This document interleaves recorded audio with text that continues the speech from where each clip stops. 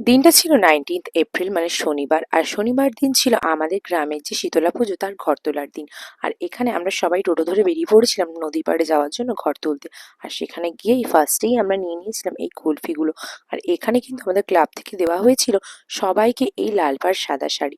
আর এই লাল পাড় সাদা শাড়ি পরে নদীর পাড়ে সবাই চলে এসেছিলাম। আর দেখতেও কিন্তু সবাইকে অপূর্ব সুন্দর লাগছিল। আর তারপরে রিভার সাইডে গিয়েছি, ছবি তুলবো না তা কি হয়, দু একটা ফটো তুলে চলে এসেছিলাম বাড়ির পথে, কারণ আমার ছিল নাচের প্রোগ্রাম। তাই বিকেল বিকেল সবাইকে নিয়ে বসে পড়েছিলাম সাজগোজ করাতে। আর সবাইকে সাজগোজ করানো ছিল সময়ের ব্যাপার, তাই এক এক করে সবাইকে সাজগোজ করানোর জন্য বিকেল থেকেই শুরু করে দিয়েছিলাম।